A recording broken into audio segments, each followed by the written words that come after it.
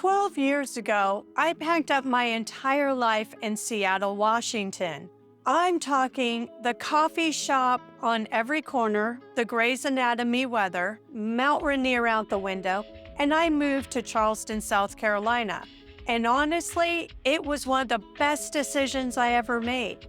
But it was also one of the most surprising, because Charleston is nothing what I expected. If you are thinking about making a similar move, whether you're in Seattle, Portland, or Chicago, or anywhere that's not the Lowcountry, this video is for you. I'm going to tell you everything I wish someone had told me before I made this move. Whether you're relocating for a job, chasing that lower cost of living, craving that warm coastal lifestyle you've been daydreaming about, or just ready for a fresh start, this video is going to answer the real questions, not the glossy tour stuff. The real stuff, like what does it actually feel like to go from 55 degrees and cloudy every single day to low country summers? What does your money actually go further on here? And which neighborhoods should be on your radar and which ones are overhyped? Let's get into it. Let's start with the thing everybody wants to know first, money. I'm going to give it to you straight. When I moved from Seattle, I felt like I was getting a raise without changing jobs. And the data backs that up. Charleston is roughly 25 to 34% less expensive than Seattle, depending on your lifestyle. Think about what that actually means for your day-to-day life. In Seattle, I was watching my paycheck disappear into rent, parking, groceries. Here in Charleston, your dollar genuinely stretches further. Housing is the biggest one.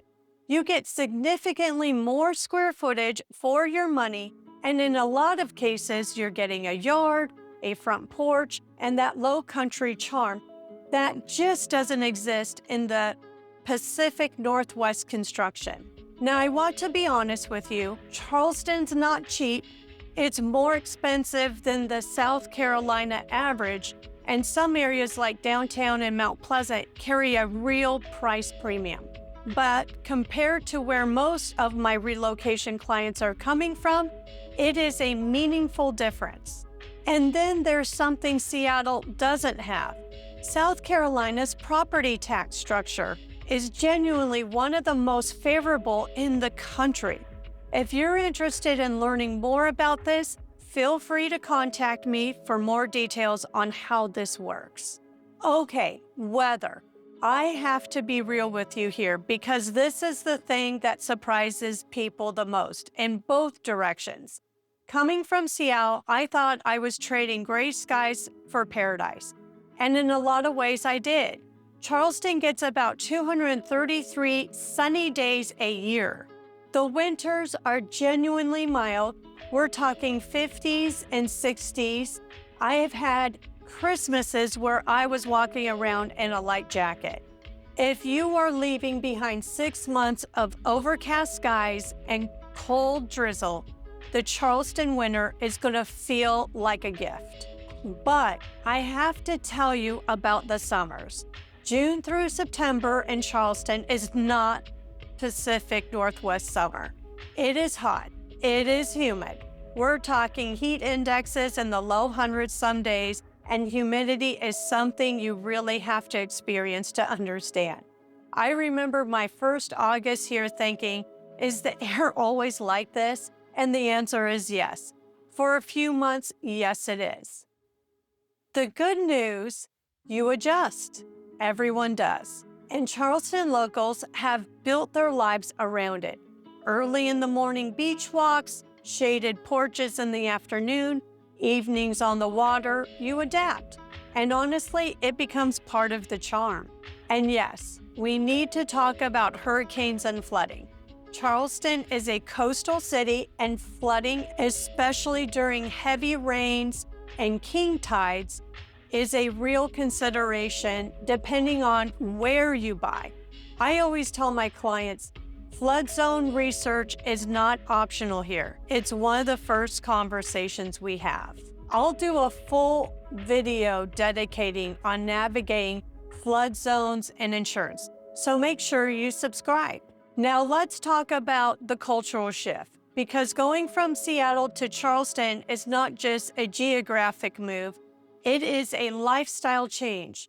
And I mean that in the best possible way. Seattle has an incredible energy. It's fast, ambitious, tech-forward, coffee-fueled. Charleston has an energy too, but it's different. It's slower in the most intentional way. People stop and talk to you. Neighbors actually know each other's names. There's a genuine, deep-rooted sense of community here that I did not expect, and honestly, it changed how I lived my life. I remember the first time a neighbor knocked on my door just to bring over homemade cookies. That doesn't happen everywhere. Believe me, I know. Charleston is called the Holy City for a reason. There's a warmth and a hospitality here that's woven into the fabric of the place. Now, I'll also tell you, if you're used to Pacific Northwest progression cultural bubble, Charleston is a southern city with deep southern roots. That means tradition, history, religion is part of community life. It's something to be aware of and something to genuinely appreciate once you lean into it. The history here is rich and complex, and everywhere you look. And then there's the Lowcountry lifestyle itself. The food, the water, the pace, the culinary scene here is nationally recognized. We're talking shrimp and grits that will ruin you for everything else. Access to the coast, the marshes, the ACE basin. People boat, they fish, they kayak. It becomes part of how you spend your weekends. Coming from Seattle, I was outdoorsy, but in a different way. Here, it's all water and warmth and Spanish moss and something that feels genuinely unhurried. Okay, let's get practical, because one of the questions I get most from people relocating is, which neighborhood should I be looking at? And the answer is always, it depends. Charleston is not one neighborhood. It's a mosaic of communities, and each one has its own complete different personality. Let me walk you through the ones I talk about most with my relocation clients. If you want the full historic Charleston experience, cobblestone streets, Rainbow Row, walkability, world-class restaurant steps from your front door, downtown is it. Just know that this comes with a significant price tag. This is the most premium real estate in the market, and parking and flooding considerations are very real. It's a dream, but it's a specific kind of dream. Mount Pleasant is where I send a lot of my family relocation clients first. It's across the Ravenel Bridge from downtown. It has excellent schools, newer construction, great shopping, and it still has that Lowcountry feel without being in the middle of the tourist traffic. It's more expensive than the other suburbs, but the demand is consistent for a good reason. Summerville is having a real moment right now. It's about 25 miles from downtown Charleston, and it gives you significantly more home for your money, a genuine small town feel, excellent community vibe, and easy access to everything Charleston has to offer. If you're coming from a place like Seattle, where you're used to being a little outside the city core, Summerville might feel really familiar in the best way. These are the ones I call the hidden gems. James Island is close to downtown and the beach with a laid-back local feel that longtime Charlestonians love. Johns Island is one of the last places in the area with real character, open land, farms, and a pace that reminds you of why people fall in love with the Lowcountry in the first place. Johns Island is also where you'll find some of the most interesting values in the current market. Every single one of these areas deserves its own full video, and they're coming. Subscribe so you don't miss the deep dives. But if you want personalized guidance on which of these fit your lifestyle, your budget, and your timeline right now, that's exactly what my free consultation call is for. The link is in the description. All right, let's do a quick rapid fire of things I genuinely wish someone had told me before I moved here from Seattle. Number 1, the bug season's real. Palmetto bugs are a thing. You'll Google palmetto bug and realize it's a large flying cockroach, and you'll have a moment. You'll survive. Everyone does. Number 2, get flood insurance, even if it's technically not required for your property. This is coastal South Carolina. Talk to your agent. Do not skip this step. Number 3, the food will change you. The shrimp here are local. The oysters are local. There is a whole culinary tradition built around this place, and you are going to want to explore every little bit of it. Number 4, traffic on the bridges is no joke at rush hour. If your commute involves Ravenel Bridge or Highway 17, plan accordingly. Number 5, fall and spring here are absolutely stunning. And if you're visiting to scout neighborhoods, come in March or October. You'll understand immediately why people keep moving here.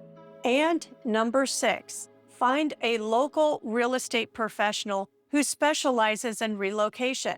I know I'm biased here, but this market has nuances, flood zones, HOA, new construction timelines, school zoning, that you really don't want to navigate alone from 2,000 miles away.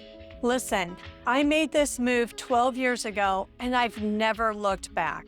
Charleston has given me a quality of life I genuinely didn't know was possible.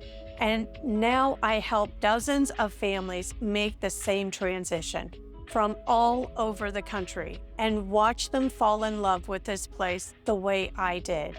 If you are seriously considering a move to Charleston area and you want someone who has lived this firsthand and knows this market inside out, I want to talk to you. My free consultation call is zero pressure.